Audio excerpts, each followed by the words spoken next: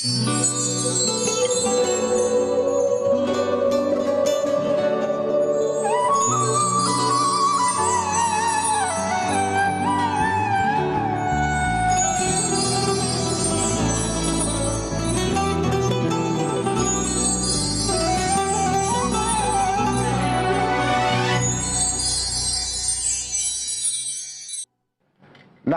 व नुसल्ली अला रसूलिहिल करीम, अम्मा बाद। नाज़रीन गिरामी, दिन टेलीविजन के प्रोग्राम कुरान करीम एक मुसलसल मौजज़ा का आज 28वां लेक्चर पेश है और आज हमारा मौजू है कुरान करीम की पेशगोइयाँ। कुरान करीम की पेशगोइयाँ, ये जब भी 1,24,000 अम्बिया अल्लाह ने भेजे, ये अम्बिया लोगों को बताने के लिए कि हमें अल्लाह की जानिब से वही आती है और हम वो कुछ देखते हैं जो तुम नहीं देख सकते, वो बहुत पेशगोइयाँ फरमाते हैं। मिसाल के तौर पर आप सल्लल्लाहु अलैहि वसल्लम से पहले के कुछ लोगों की पेशगोइयाँ, ये वही सबब है जिसके सबब मैं कहता हूँ कि शायद ज़रतुश्त भी अपने ज़माने का नबी था। ज़रतुश्त पे किताब उतरी या उसकी किताब को अविस्ता कहते हैं। अविस्ता 9/10 हिस्सा ज़ाया हो गया, 1/10 हिस्सा महफूज है। जो मैं अर्ज़ करता हूँ कि शायद ये भी अपने वक्त का नबी होगा, उसका एक सबब है कि अविस्ता का 1/10 हिस्सा जो मौजूद है इस वक्त मेरे सामने, उसका अंग्रेज़ी वर्शन है। तो ज़रतुश्त एक मरतबा अपने सारे साथियों को इकट्ठा करके कहता है कि लोगों, मैंने दीन मुकम्मल नहीं किया, कुर्ब क़यामत में एक नबी आएगा and his name will be mercy for the universe, और उसका नाम रहमतुल लिल आलमीन होगा। सरवर आलम सल्लल्लाहु अलैहि वसल्लम के आने से कई लोग कहते हैं 1200 साल पहले, कई लोग कहते हैं 6000 या 7000 साल पहले ज़रतुश्त की ये पेशगोई है। इसी तरह हज़रत ईसा अलैहिस्सलाम ने एक पेशगोई की जिसको कुरान ने यूं बयान किया कि वइज़ क़ाल ईसा इब्न मरियम या बनी इसराइल इन्नी रसूलुल्लाहि इलैकुम। और जब ईसा अलैहिस्सलाम ने बनी इसराइल से कहा, ए बनी इसराइल, मैं तुम्हारी तरफ अल्लाह का भेजा हुआ, अल्लाह का फरिश्तादा रसूल हूँ, मुसद्दिक़न लिमा बैन यदैया मिनत तौरात, जो मुझसे पहले तौरात मूसा अलैहिस्सलाम पे उतर चुकी है, मैं उसकी तस्दीक करता हूँ। और फिर अगला बयान सैयदना ईसा अलैहिस्सलाम का बहुत अहम है, व मुबश्शिरन बिरसूलिन याती मिन बादी इस्मुहु अहमद, और मैं तुमको खुशखबरी देता हूँ कि मेरे बाद एक नबी आएगा जिसका नाम अहमद होगा। ये सैयदना ईसा की पेशगोई थी। हाँ, यहूदी और ईसाई कलर्जी को, उनकी मजहबी क़यादत को ये वारा नहीं खाती थी ये पेशगोई, और उन्होंने अपनी किताब में से इसको परे करके रख दिया, जिसको कुरान ने कहा कि अजीब लोग हो तुम कि युमिनून बिबाज़िल किताबी व यकफुरून बिबाज़, किताब के, तौरात के, इंजील के कुछ हिस्सों पे ईमान ले आते हो, कुछ पे ईमान नहीं लाते। और आप सल्लल्लाहु अलैहि वसल्लम से पहले एक और पेशगोई, वो भी यकीनन अपने ज़माने का शायद कोई नबी होगा। आप सल्लल्लाहु अलैहि वसल्लम के आमद से 400 से 450 साल पहले बर्रे सगीर पाको हिंद में एक शख्स आया, और हिंदुओं के पास 4 वेद है, 18 पुराण हैं। मैं बात कर रहा हूँ विष्णु पुराण की। तो विष्णु पुराण जिस पे उतरा वो कहता है कि कुर्ब क़यामत में सहरा से एक शख्स उठेगा, उसकी माँ का नाम अमानत वाली और बाप का नाम अल्लाह का गुलाम होगा। उसको अपने घर से निकलने पे मजबूर किया जाएगा और वो ठीक शुमाल की जानिब हिजरत करेगा। फिर वो अपने ही घर को 10,000 सिपाहियों के साथ फतह करेगा और उसकी रथ को ऊंट खींच रहे होंगे اور پھر اس آخری نبی کے بارے میں جو قرب قیامت میں آنا ہے، اسی وشنو پران میں ایک جگہ لکھا ہے کہ اس شخص کے پاس آسمانوں سے ایک گھوڑا آئے گا جو اسے آسمانوں کی سیر کرائے گا۔ ناظرین گرامی، یہ آپ صلی اللہ علیہ وسلم سے پہلے آنے والے بہت سارے لوگوں کی پیش گوئیاں ہیں۔ یقیناً وہ اپنے زمانے کے نبی ہوں گے۔ اللہ نے 1,24,000 انبیاء بھیجے۔ قرآن کریم نے کون کون سی پیش گوئیاں فرمائیں؟ آج ہمارا موضوع یہ ہے۔ ناظرین گرامی، قرآن کریم کی کچھ پیش گوئیاں تو ایسی ہیں کہ جو بہت ہی حیران کر اور دنیا ششدر رہ گئی۔ مثال کے طور پر قرآن نے کہا کہ اعوذ باللہ من الشیطان الرجیم، الف لام میم غلبت الروم فی ادنی الارض وهم من بعد غلبهم سیغلبون فی بضع سنین۔ یہ اولین مکی صورتوں میں قرآن نے، میں عرض کر دوں کہ مکہ کے جو مشرکین تھے ان کا دل دھڑکتا تھا بت پرستوں، آتش پرستوں، ایرانیوں کے ساتھ، اور مسلمانوں کی دلی ہمدردی عیسائیوں کے ساتھ تھی، جو یعنی بازنطینیوں کے ساتھ تھی۔ تو ایرانیوں کو فتح حاصل ہوئی، رومیوں کو شکست ہوئی۔ تو اس بارے میں سورہ روم نے کہا غلبت الروم فی ادنی الارض، یہ قریبی علاقوں میں رومن کو شکست ہو گئی اور آئندہ کچھ سالوں میں رومنز کو پھر فتح ہوگی۔ اچھا، اس پہ ایک بہت بڑا مشرک تھا مکے کا، ابی بن خلف۔ ابی بن خلف اور ابو جہل یہ سیدنا ابو بکر صدیق کے پاس آئے کہ یہاں تو ایرانیوں کو فتح ہوئی ہے اور تمہارا قرآن کہتا ہے کہ ان قریب رومیوں کو فتح ہوگی۔ آپ حیران ہوں گے کہ ایک اور بہت مغرب کے مشہور رائٹر ہیں گبن کی مشہور کتاب ہے the decline and the fall of Roman empire. تو ڈاکٹر گبن یہ کہتے ہیں کہ کسی کے حاشیے خیال میں بھی نہیں تھا کہ اب دوبارہ رومنوں کو فتح ہوگی، کیونکہ رومنز کا جو سیزر تھا وہ تحائف بھیجنے کو تیار تھا خسرو کے پاس، اور خسرو سے صلح کرنا چاہتا تھا کہ ہم جنگ بندی کا اعلان کر دیں، ہم تمہاری شرائط قبول کرتے ہیں۔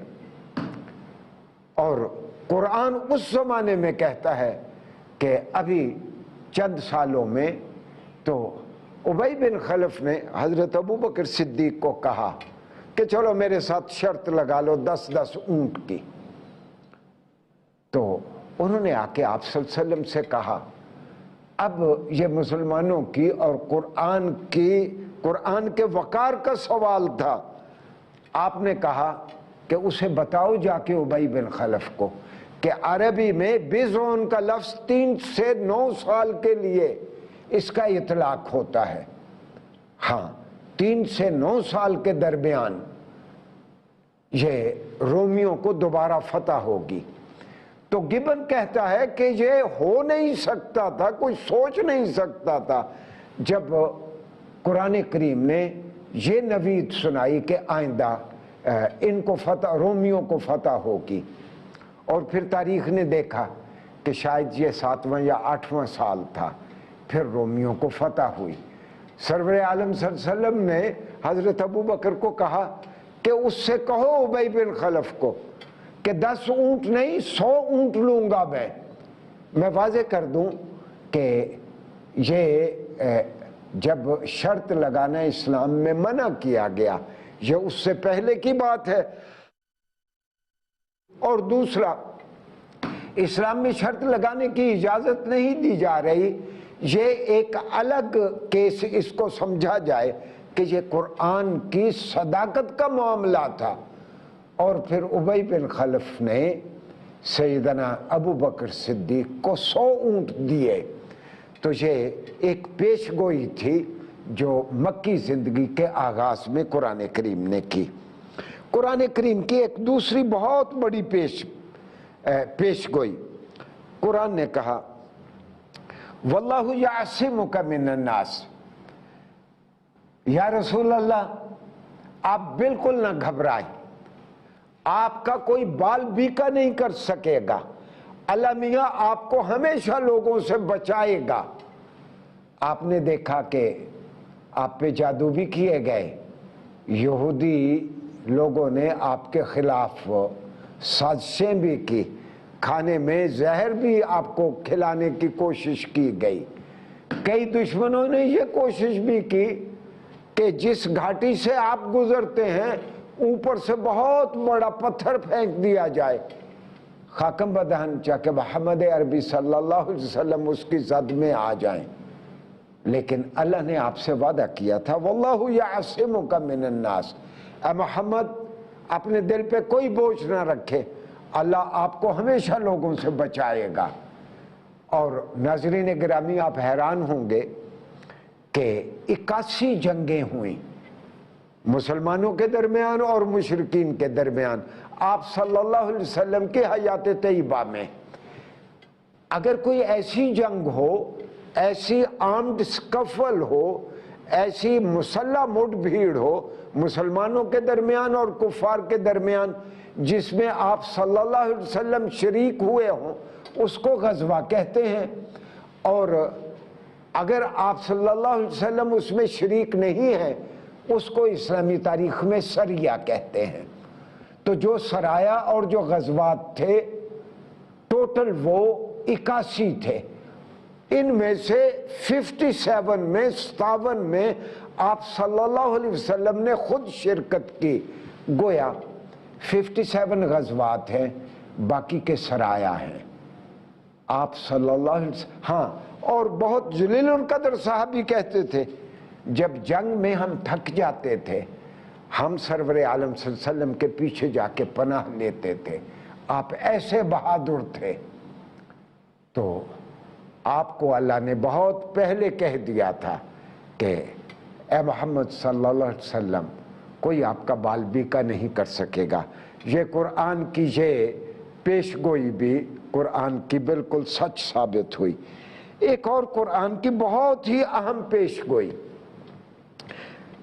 وعد اللہ الذین آمنوا، اعوذ باللہ من الشیطان الرجیم، وعد اللہ الذین آمنوا منکم وعملوا الصالحات لَيَسْتَخْلِفَنَّهُمْ فِي الْأَرْضِ۔ قرآن کی یہ پیش گوئی ہے کہ جو اللہ پہ ایمان لائے گا اور نیک کام کرے گا اللہ تعالیٰ ان کو دنیا میں اقتدار سے نوازے گا، اللہ تعالیٰ ان کو دنیا میں تمکنت سے نوازے گا۔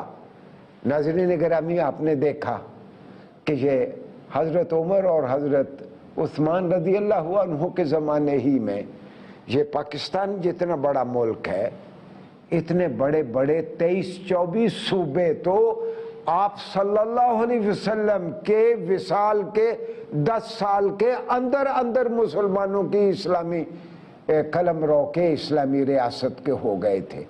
پاکستان سے کم و بیش 23 گنا 25 گنا بڑی ریاست تھی آپ صلی اللہ علیہ وسلم کے جانے کے ٹھیک 10 سال کے بعد، اور اس کے بعد پھر مسلمان ایک عالمی قوت کے طور پر ابھرے، اور 132 سال بنو امیہ اور 656 ہجری تک 650 سال تک بنو عباس، اور اس کے بعد آپ نے دیکھا کہ ابھی 100 سال 125 سال پہلے تک ایسا تنتنا اور ایسا روب تھا ہمارے سلطنت عثمانیہ کا کہ برطانیہ کے بحری بیڑے بھی ترکی کے پاس سے گزرتے تو وہ اجازت لے کے گزرتے، اور ترکی کے پیچھے پورا عالم اسلام کھڑا تھا۔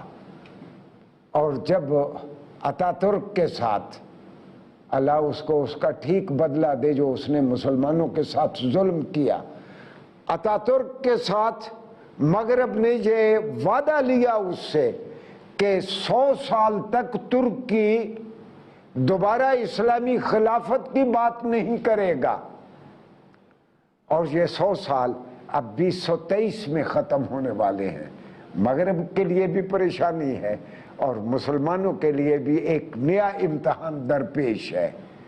تو یہ قرآن کی پیش گوئی صحیح ثابت ہوئی کہ اگر اللہ پہ ایمان رکھو گے، اگر اچھے کام کرو گے تو اللہ تم کو دنیا میں سرفراز رکھے گا۔ ناظرین گرامی، قرآن کی ایک بہت ہی اہم پیش گوئی وہ یہ تھا کہ قرآن نے کہا قرآن کریم کے بارے میں کہ اے محمد صلی اللہ علیہ وسلم، جب آپ پہ کوئی وحی اترتی آپ جلدی جلدی اس کو پڑھنے کی کوشش کرتے تاکہ کہیں وہ بھول نہ جائے۔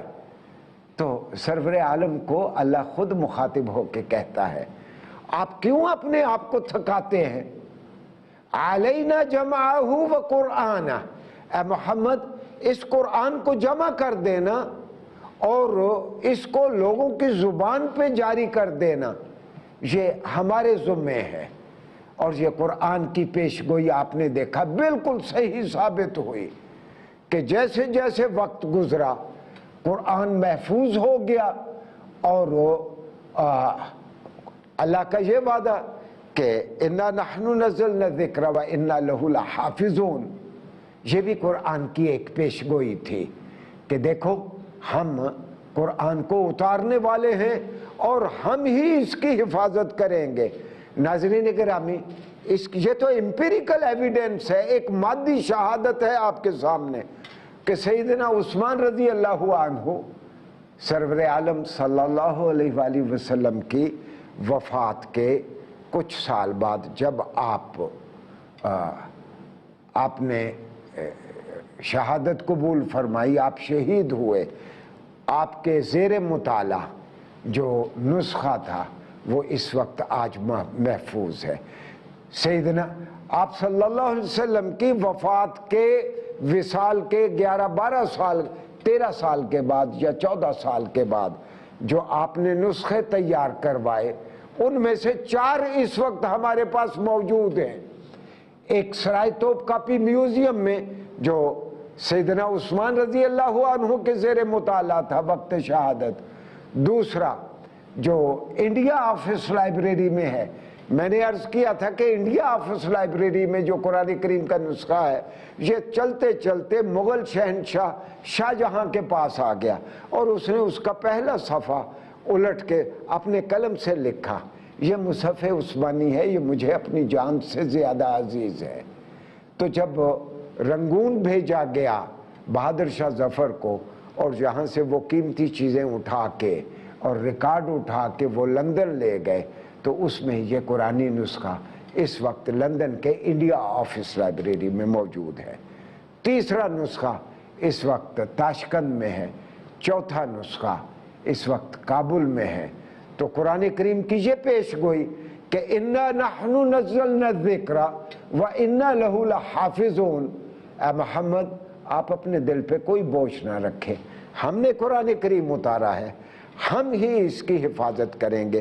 اور قرآن ہی سے متعلق ایک اور قرآن کریم کی پیش گوئی ناظرین گرامی، وہ بھی بڑی دلچسپ پیش گوئی ہے کہ قرآن کریم نے کہا کہ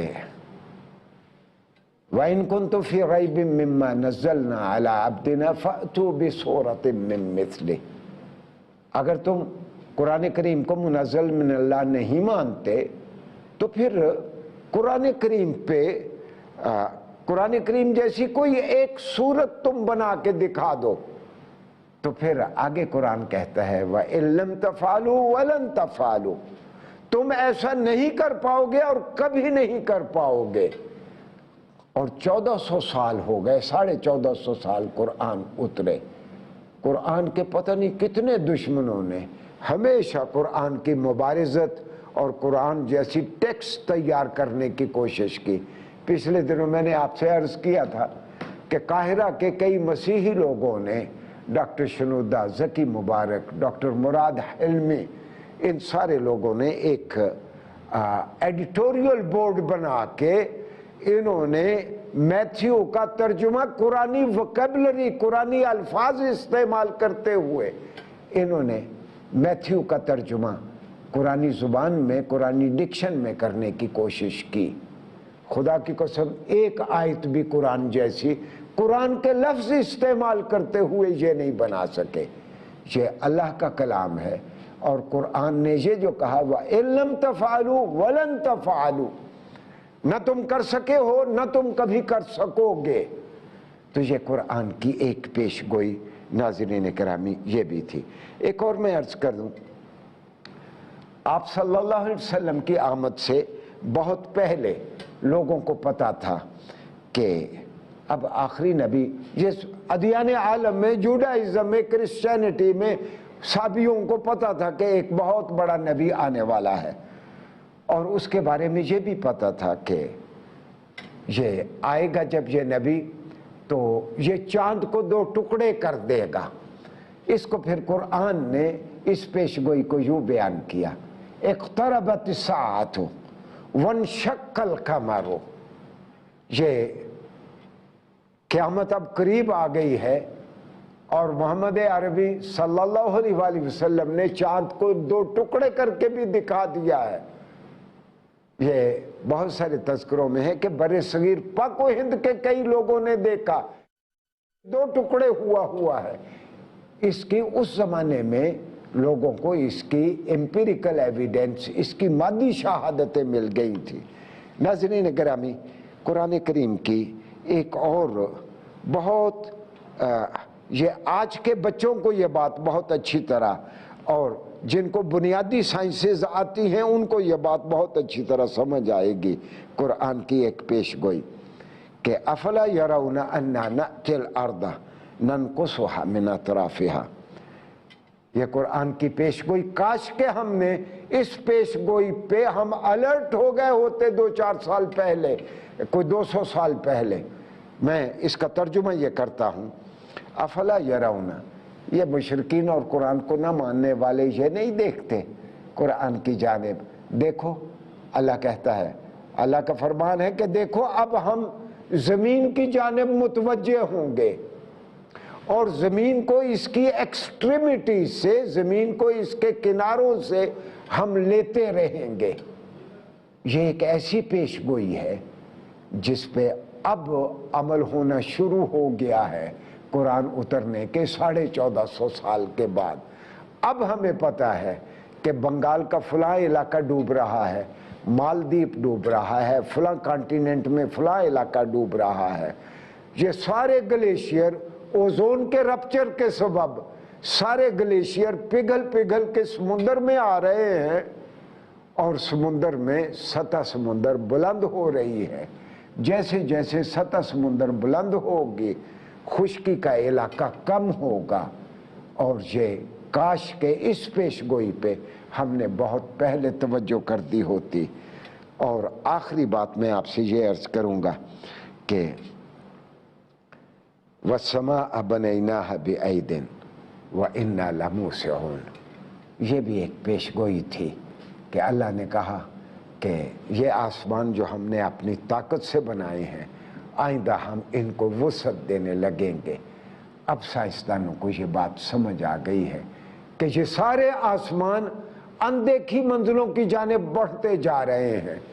ناظرین گرامی، قرآن کریم کو سمجھ کے پڑھیں، اور میں ہمیشہ ایک درخواست کیا کرتا ہوں، آپ کا بچہ میڈیکل سائنس پڑھتا ہے یا انجینئرنگ پڑھتا ہے، لا پڑھتا ہے یا ادب پڑھتا ہے، جغرافیہ پڑھتا ہے یا فزکس اور کیمسٹری پڑھتا ہے، اپنے بچوں سے کہے کہ اپنے ہی فیلڈ کے طالب علم رہتے ہوئے ایک مرتبہ طالب علم بن کے، خالصتاً طالب علم بن کے وہ قرآن پڑھے۔ قرآن اس کے فیلڈ میں اس کی بہت ساری ایسی رہنمائی کرے گا کہ اس کو نئے میدان سوچیں گے تحقیق کے لیے۔ انشاءاللہ کل ہم کہ قرآن کیسی سوسائٹی دیکھنا چاہتا ہے، کل ہمارا انشاءاللہ یہ موضوع ہوگا، اور پھر ہمارا آخری موضوع انشاءاللہ 2 لیکچر رہ گئے، میں اپنے سارے ناظرین سے درخواست کروں گا جب بھی دعا کریں ہمیں بھی اپنی دعاؤں میں شامل رکھیں۔ والسلام علیکم ورحمۃ اللہ وبرکاتہ۔